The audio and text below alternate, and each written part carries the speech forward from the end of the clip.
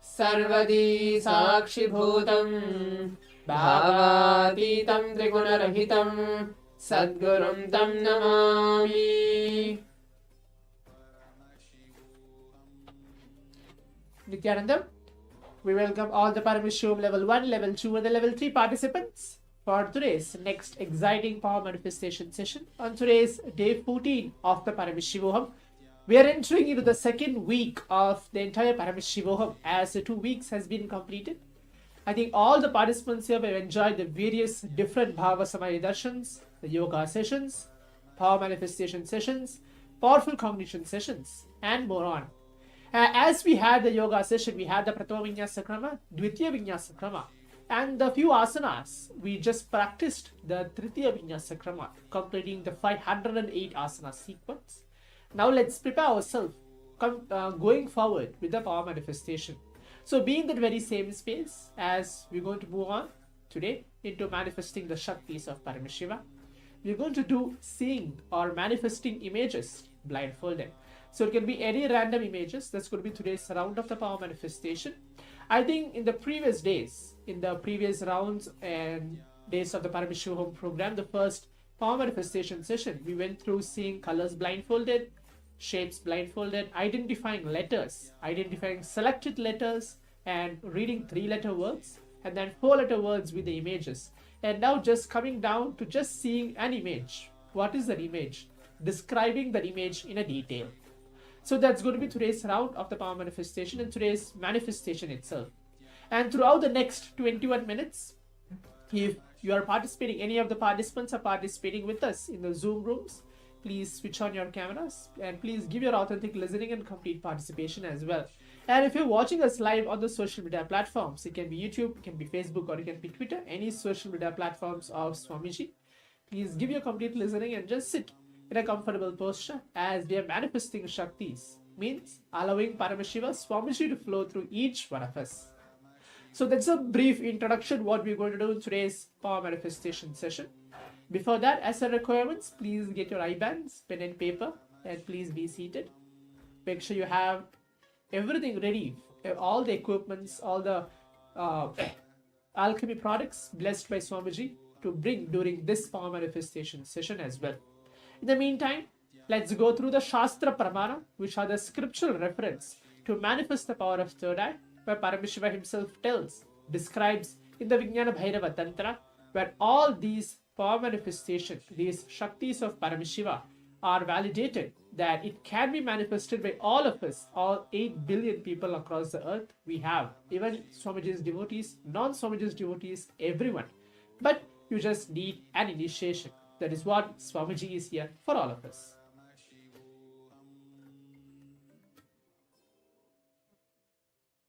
Yes, so now let's move into the Shastra Pramana. So now let's first listen to the Shastra Pramana. The Shastra Pramana is from the Vijnana Bhairava Tantra, Sutra 34, where Paramashiva reveals to Devi Paramashiva Shakti the science of manifesting the power of third eye reading. So now all of you can see the Shastra Pramana.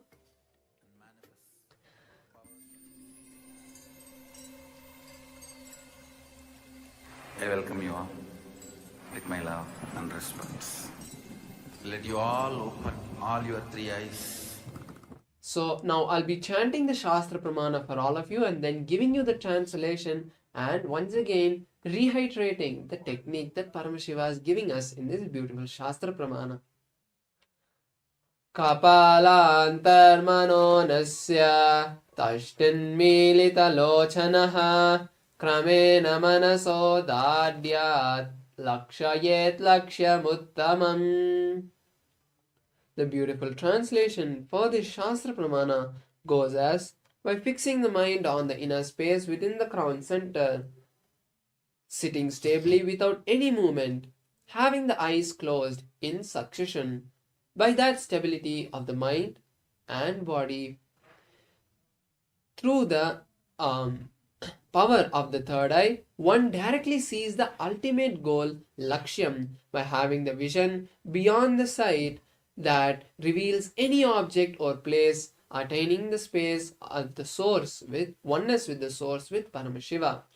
This is the beautiful Shastra Pramana, And once again, let me reiterate the technique that Paramashiva is giving us in this Shastra Pramana.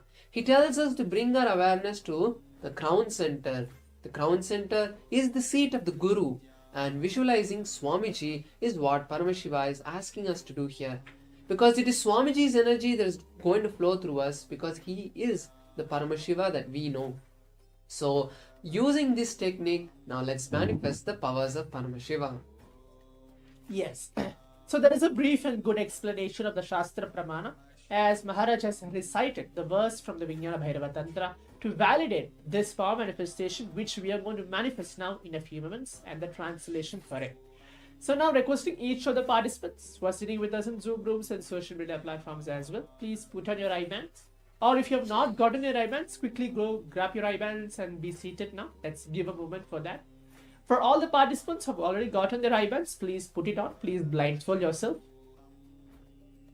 Make sure that there is no light or any visibility that you're able to see actually is there. And just keep your eyes completely closed. Make yourself comfortable. The best posture, as Swamiji always said, that the Padmasana is the best posture, as you can sit and then you manifest the powers. But for some other participants, if you're not able to sit in Padmasana, that's not a problem. But keep yourself completely comfortable to allow Paramashiva, allow Swamiji to flow through you. Because, and the whole thing, just one powerful cognition is very needed. Swamiji tells that you are not manifesting any of these powers. It can be one power or it can be even multiple powers at the same time. But everything is just done by Swamiji. All our self-doubt, our ideas, our cognitions, whether it's going to happen or not. I have been manifesting, I think, for a week, but I don't think so I'm able to cross at a certain level. Everything, all those ideas or doubts which we have for the power manifestation to happen, drop everything at Swamiji's feet. Because at the end, you are not even doing anything at all except just having the simple feeling connection with him. Telling that Swamiji, you are only one to manifest this power to me. I'm just a channel for you to flow through me. And let whatever manifestation has to happen through you, let it happen. If I'm going to manifest only colors, let that happen. If I'm going to manifest only letters, let that happen. If I'm going to manifest only images, let that happen as well. So have the deep surrender towards Swamiji as we are entering into the power manifestation. Let's give a moment for all the participants to please put your blindfold on.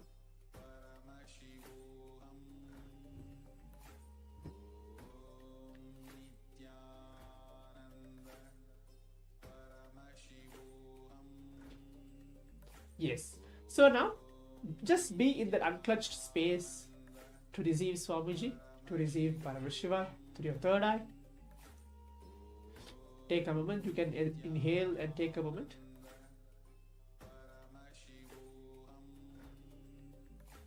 Now, do not expect anything in return. Do not expect asking Swamiji, oh, once I keep my eyes blindfolded, I should see something on spot. No, not at all. Just be there in that very simple feeling connection, let Swamiji flow through you. And blindfold yourself. Most important thing, keep chanting the Mahavakya, either internally or externally. Which way you feel that I'm able to feel more connected with Swamiji. Maybe internally for some of us or externally for some of us. Let's chant the Mahavakya along now as we begin the first round of the power manifestation, seeing images blindfolded. Om Nithyananda Paramashivoham.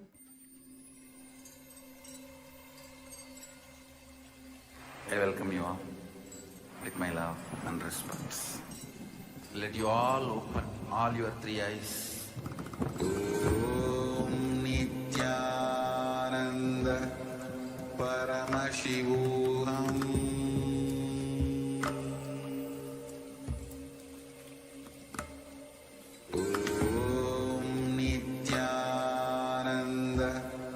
Paramashivoham.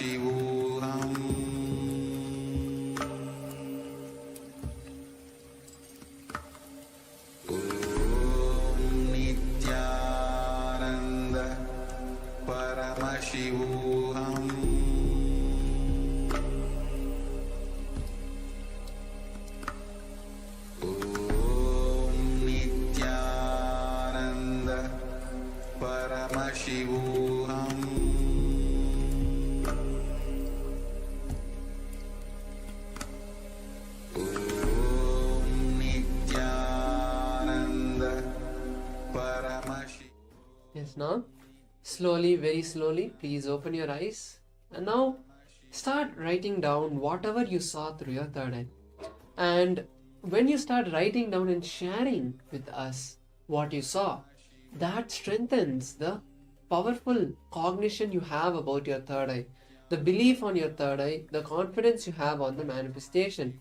You start accepting whatever Swamiji is giving as the revelation, as the answer. Even if you have seen black, that is perfectly fine, because the manifestation what comes is only Swamiji's training you. Here none of us are involved. It is Swamiji and the devotee. That's all is the connection. So whatever you start seeing is directly from Swamiji you have received. That prasada, sharing it outside, accepting that that is the blessing you have received from Swamiji and allowing that to be shared is a powerful way you can strengthen your connection with Swamiji and the belief on the third eye. So now, once again, I request all the participants share what you saw during this round of the manifestation in the Zoom chat or YouTube chat, wherever you're watching from.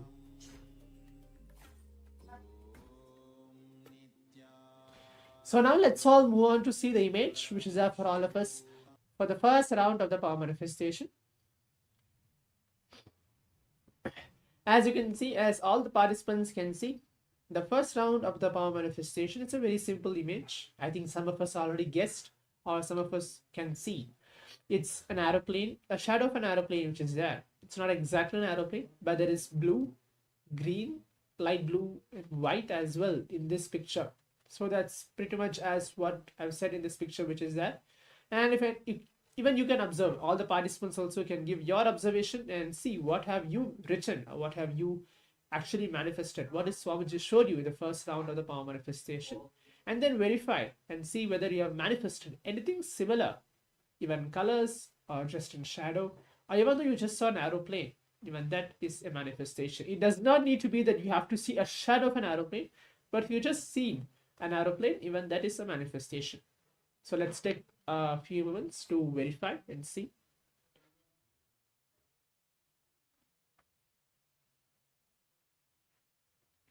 Yes, so now let's all move on to the next round of the power manifestation. As we completed the first round, let's quickly move on to the second round. So requesting each of the participants to please put on your eye bands. Please keep your eyes closed. Please blindfold yourself.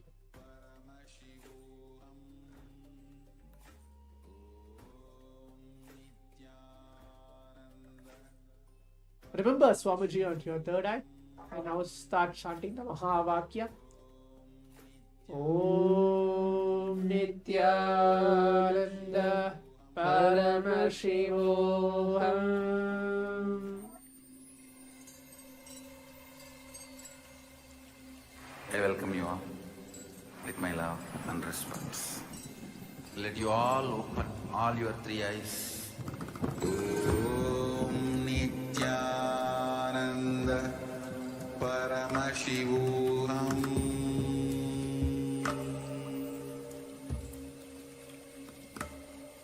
Om Nithyananda Paramashivoham.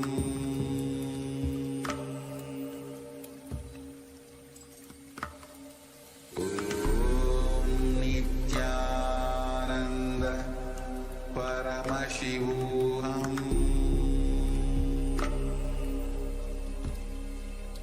Paramashivoham. Om Nithyananda Paramashivoham.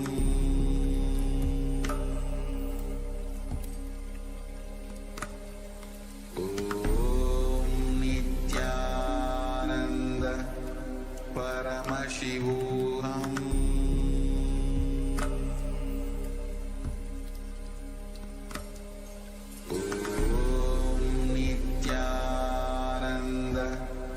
Paramashivoham.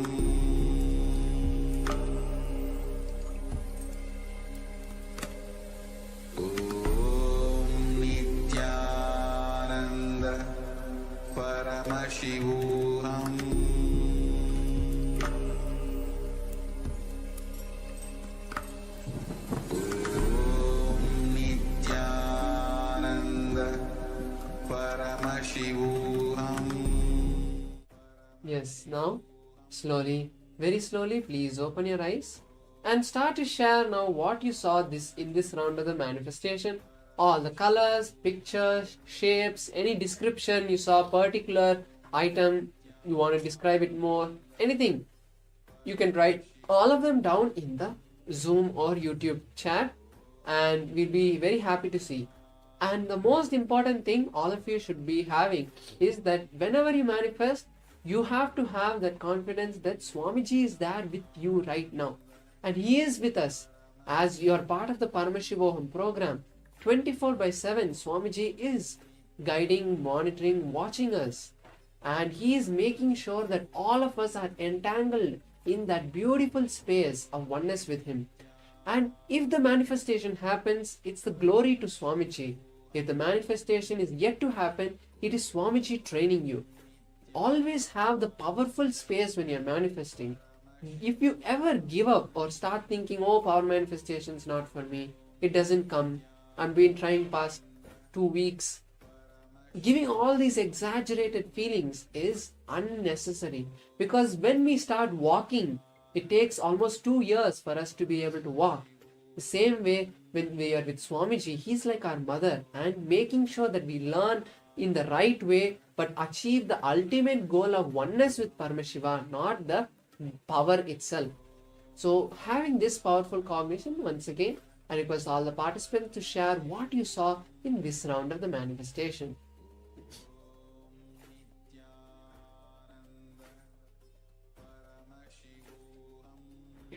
Let's give a moment to all the participants to share. You can still see many participants are still sharing. Please share what is your ideas, what is your manifestation which you've seen in this round of the power manifestation.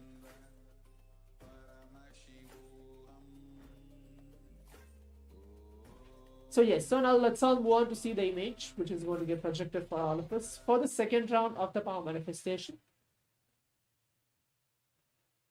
Yes, as you can see, it's a beautiful image. There are various different colors. The first aspect of it, there is blue, there is orange, there is red, there is green. Most of the colors are covered as well in this picture, in this round of the power manifestation. And mainly it's lots of mountains which are described and put in this picture for this second round of the power manifestation. And for all the participants, you can take a moment to see and verify what you have written or what you have manifested. What did Swamiji exactly show you in the second round of the power manifestation, and share it with all of us, either on the Zoom chat or on the social media in which you are watching this power manifestation now.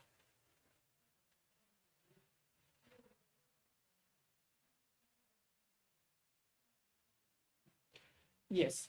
So now as we have completed the second round of the power manifestation, with this, as this is the final round that we have completed, the first round and the second round of the power manifestation, in this entire sequence, if any one of the participants are able to get through and manifest the power of third eye, were able to see something, colors or pictures, or even describe maybe 50% of the whole picture in detail, that's wonderful. You can give yourself applause, and then you have manifested this round on today's day 14 of the Paramashivoham.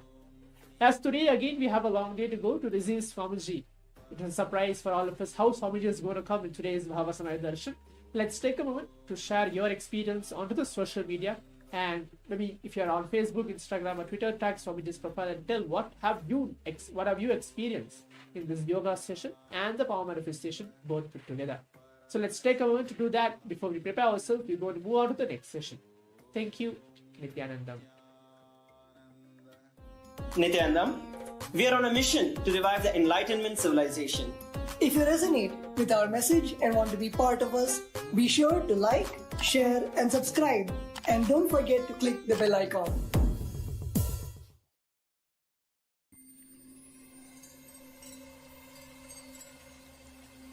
I welcome you all with my love and respect. Let you all open all your three eyes. Om Nithyananda Paramashivoham.